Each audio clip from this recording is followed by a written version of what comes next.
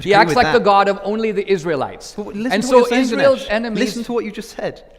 The God that you believe in is acting like a tribal war god. We've discovered this rock where someone wrote Moses was here. No. Great, no, okay, we know Moses existed, and maybe No. we know where he existed. But the actual events, the stories that are attributed to these characters are in no way supported by anything that you're saying. And that's the important thing. I think that's what people are interested in. I doubt that anybody in this room, and they can make themselves known if they're here, I don't think anybody in this room either thinks that it's important or is troubled in their skepticism by the existence of these people and the real existence of the places that are described in the Old Testament. Right, and neither do I think that a single Christian believer in the world would be shaken by anything that you've said today. So let's really try to meet in the middle on the stuff that really matters. And I think what we're really saying, when you mentioned the parting of the Red Sea, to me, it's like, now we're talking. Because we're talking about... These are different. These are categorically different types of events. I mean what you just said, these are different because people are troubled by what I say and they're not troubled by what you say. Because for an atheist to say that Hezekiah existed doesn't mean they can't be an atheist. For a Christian to say that Jesus didn't historically rise from the dead means that they're not a Christian. Correct. So these are different. They're asymmetrical. They're asymmetrical. So let's pick up the. So it matters. It matters when the historical elements are wrong, in terms of our grand conclusion. For the Christian, it matters when the history gets it wrong. For the atheist, it doesn't matter when the history gets it right. What I'm saying is that if someone gives a true account of events, it is normal for the accounts to vary, to differ, in some cases to have minor contradictions. Sure. The real question is did the thing that's being described actually happen? Okay, so let's turn to that. Do you think, for example, that the slaughter of the Amalekites that I mentioned before actually happened? Probably, of course. And if that happened, I mean, we haven't spoken about the concept of moral truth. I'd like to get the time to do so. We can come to that, but let's stay with what I think you were about to get to, which I think is the heart of the matter that we haven't even gotten to, and that's this. The Bible is where the Bible is the most unbelievable is in its account of astounding and miraculous events. Sure. Right? Healings. Let's take the most outrageous event of all, which is, let's just say, bringing a guy back from the dead. Yeah. Presented in the Bible as a miracle. Talking about Lazarus here, rather than I'm talking here about Lazarus. Yes, Lazarus. Perfect. Now, for a Christian would say this: the Bible doesn't try to prove it, it simply asserts it. In fact, it presents it as a truth of revelation, if you will. God revealed this. It's a miracle, which is to say that it is not something that happens within the seeming known laws of nature, which we'll talk about in a moment. And the question really here is, are these kinds of miracles possible? If you say, are they implausible, or are they rare, or is it difficult to believe, the Christian is like right with you. I think the question is, did they happen? Did they happen, right? And here's where the Christian and the atheist are on common ground, because the Christian and the atheist would both say that based upon ordinary experience, it can't happen. Sure. Because otherwise it wouldn't be a miracle. So what evidence might we have to suggest that these miraculous events as described in the Gospels did happen?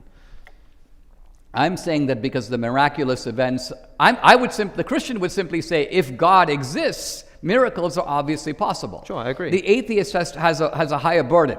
And that is, the atheist has to say that whether or not God exists, which is not the topic of our debate here, miracles are impossible. Because if they're possible... They don't have to say that. You don't have to say that? No, of course they don't have to say that. You don't have to say that. You say it is possible for a man to be raised from the dead. I can say that that's possible without thereby... But you're saying, but this particular one didn't happen, but the event is possible. Without thereby in any way telling us anything about whether it happened as reported to Is Lazarus. it possible is it possible for the Red Sea to be parted? Sure, why not? It is. Okay. Okay. Is it possible for But what does that do for us? Is it possible that Muhammad flew to heaven on a winged horse?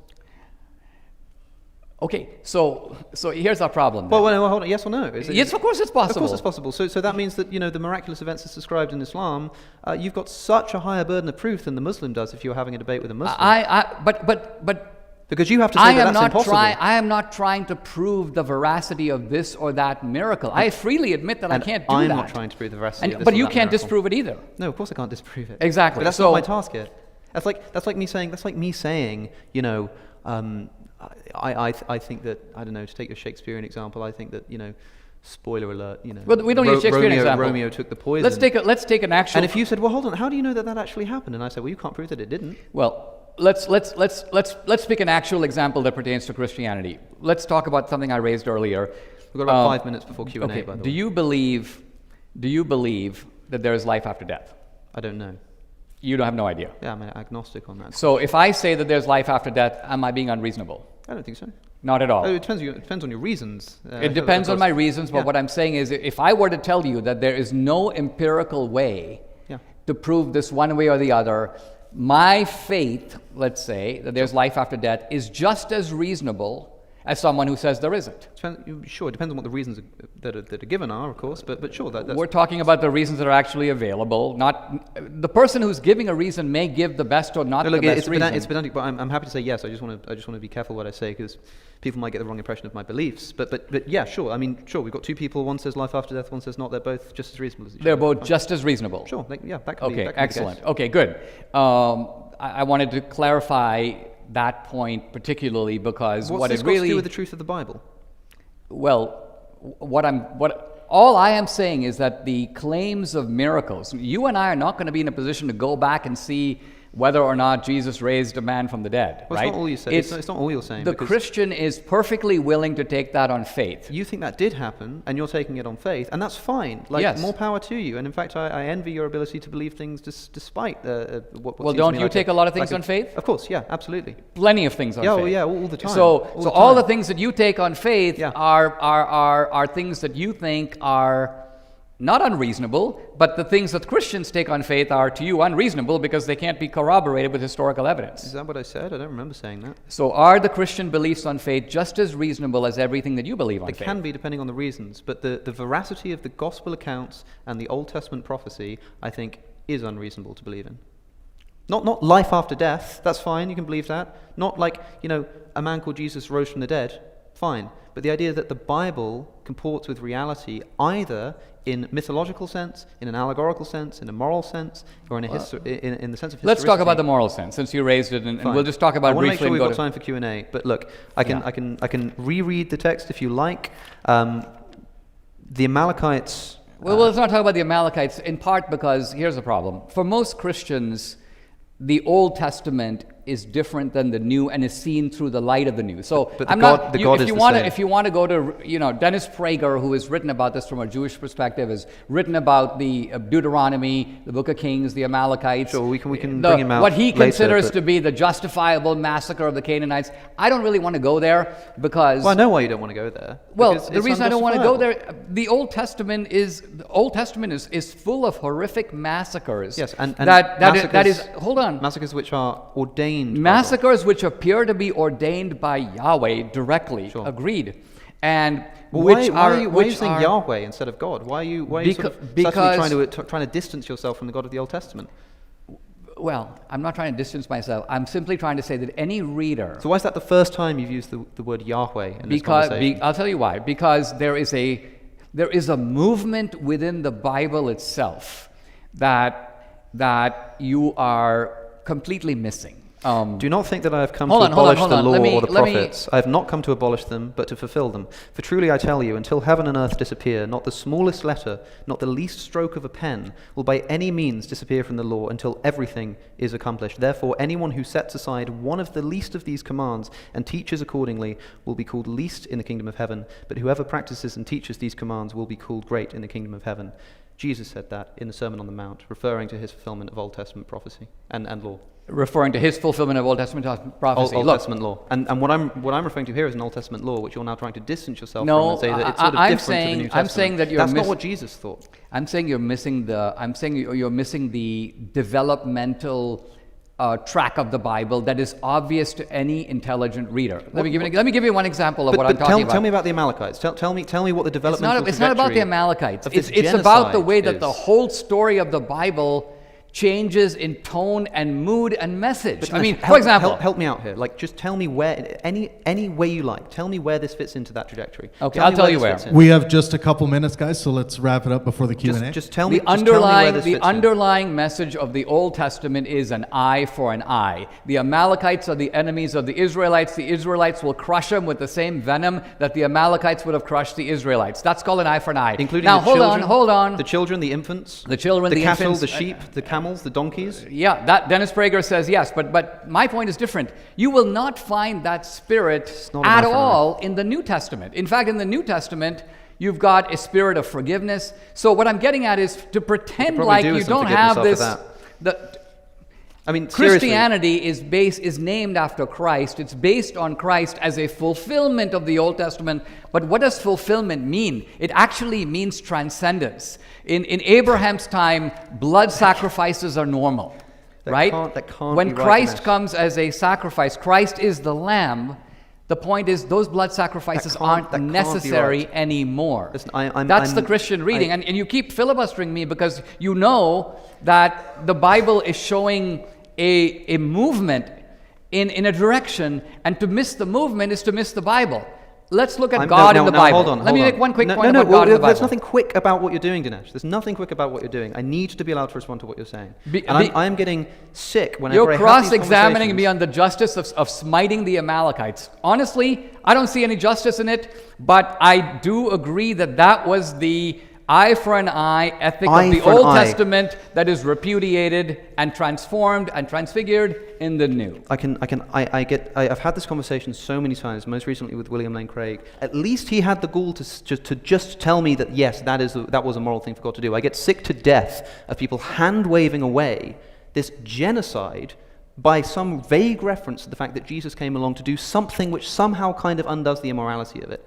Like, this is not an eye for an eye. This is a genocide of combatant men, innocent women, and children, and animals. Saul is punished by God for not killing all of the animals. Like that is actually a ludicrous misreading of what's happening. Let me just make a quick point. I have to make this point. Okay. I've got to read the text from Joshua as well. Okay, and then we'll check in with the audience because we're probably. I think the audience is going to agree that we want this to keep going. No, that's fine. Instead of going to Q&A, but we'll check in just after Alex's point here. I think it's important. Like, read these texts for yourself. There is no way that I'm misreading this text. We know that this is what's happening in the slaughter of Ai. That's a type of Canaanite.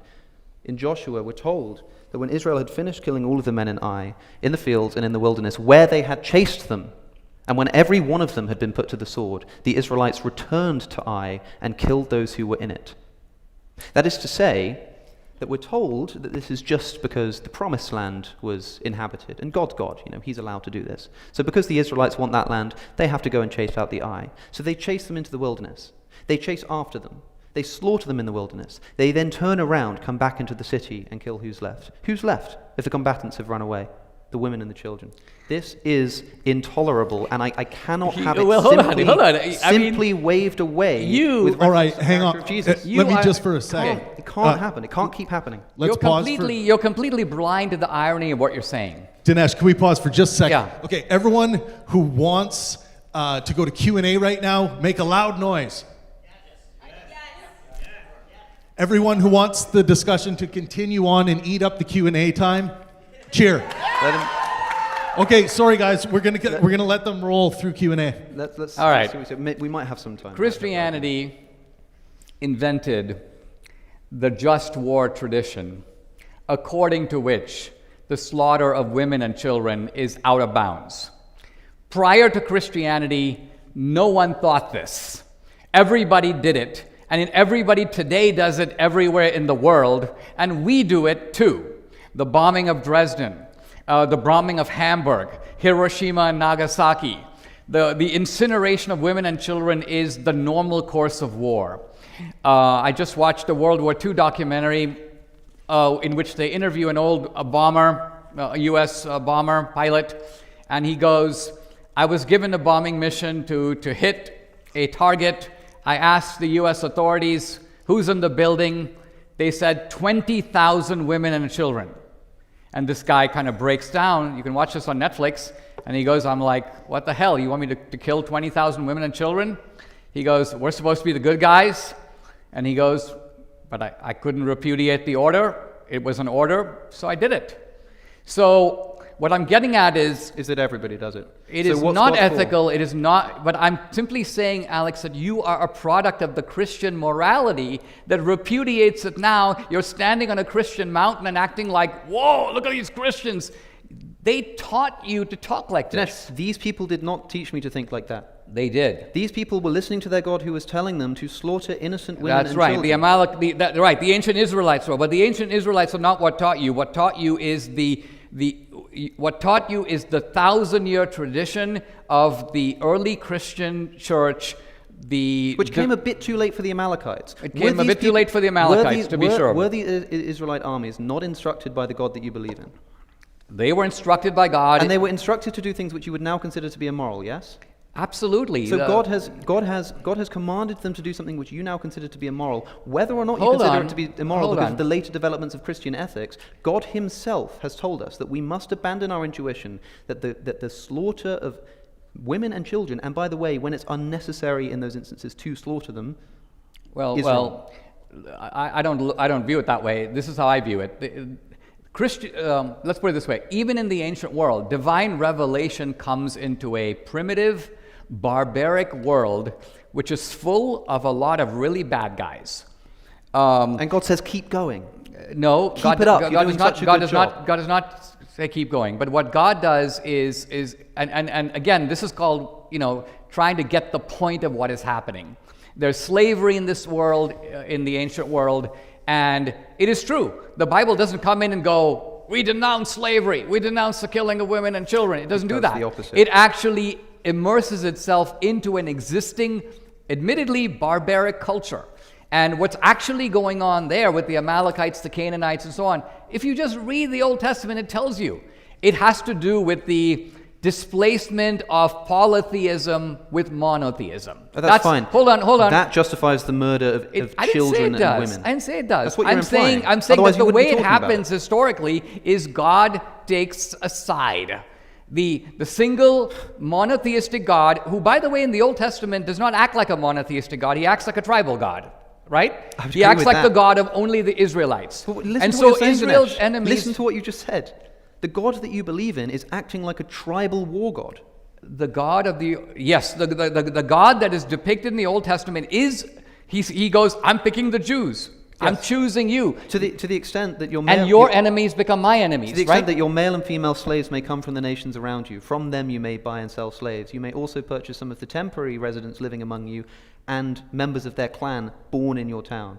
You can bequeath them to your children as inheritable property. This is human beings, by the way. But you must not rule over your fellow Israelites ruthlessly. So not only do we have, the description of slavery in the Old Testament, we have an explicit condoning instructions on how to do it and doing it based on race. Well, I wouldn't say based on race because... How else do you interpret... First of all, racism is an invention of the modern world. Call it tribe if you like. Ethnicity. These are clans. These are militaristic Israelite clans. slaves this way, and you treat non-Israelite slaves this way. By the way that the Israelite slaves are treated, we're told in Exodus 21, if you have a male slave, they're to go free after 7 years. But if you give them a wife and they have children while they're your property, then they don't go free after 7 years, only the man does. And Exodus 21 says, but if the man decides that he loves his wife and his children and his master and wants to stay, then he can say to his master he wants to stay, at which point he's taken outside, his ear is pierced like cattle, and he becomes a slave for life. Now, by the way, female slaves aren't let go after 7 years at all in the first place. Now, I understand what you're saying when you say, okay, maybe God couldn't have abolished slavery for some reason, but at least, for example, when the male slave goes free, let his wife and children go with him. Yeah. Why not this simple moral improvement? There is no conceivable reason that this could not have been ordained by God, but it was not. You have a capital argument here to be had with the rabbis, and look, there is a massive rabbinical tradition that discusses every fine point, as you know. These people that the Bible is true.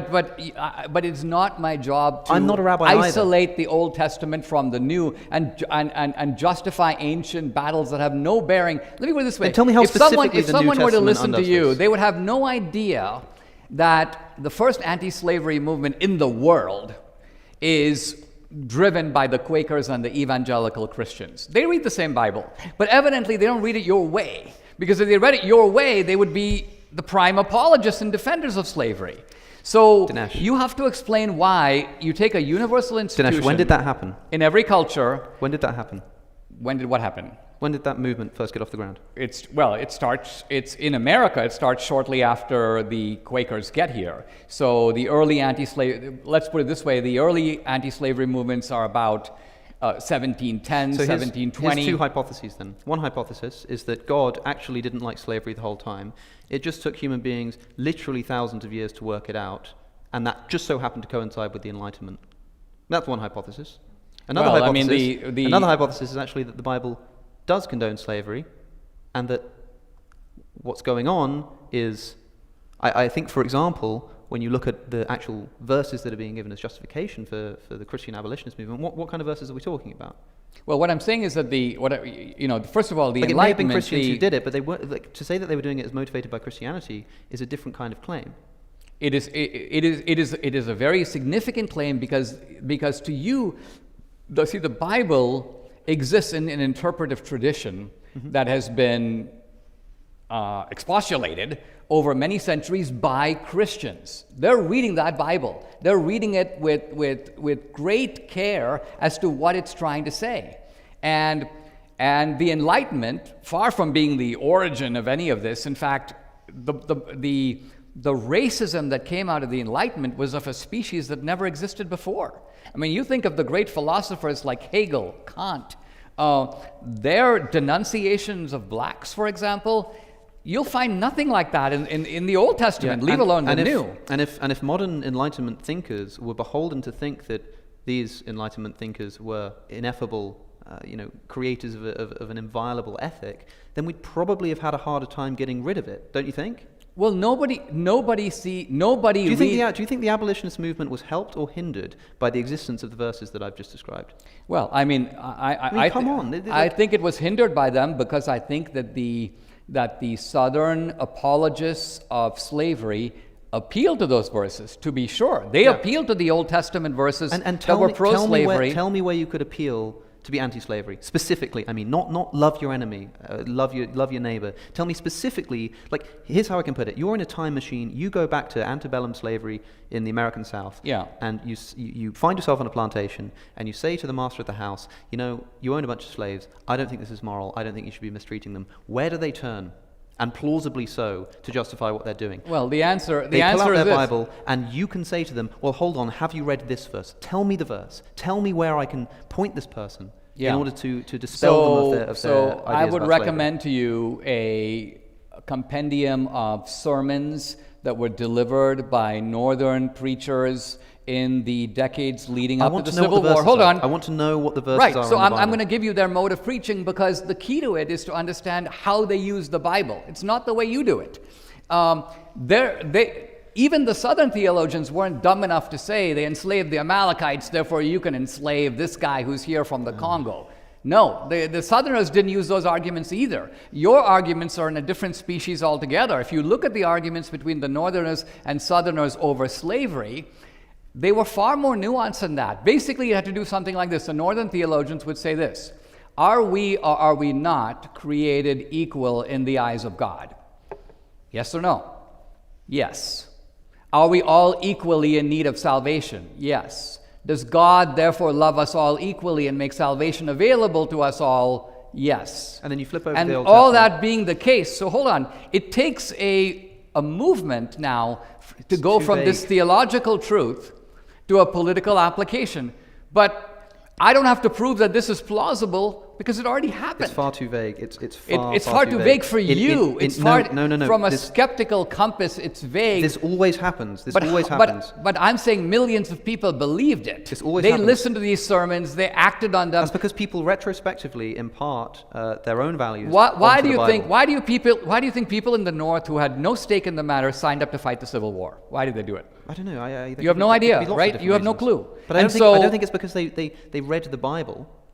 I'm saying that do you realize to what? Look at the sermons that are being given. Look at the language that's being used. People talk about the Exodus story, for example. The enslaved in Egypt, freed by God and brought into the Promised Land. And this is a story that is favored This is a story that's favored by abolitionists to say, look at this anti-slavery spirit of something like Exodus, leaving out the fact that when the Israelites are liberated from Egypt and trying to take the Promised Land, they do so by slaughtering, genociding, and also then enslaving the people who were already living there. They leave out that bit.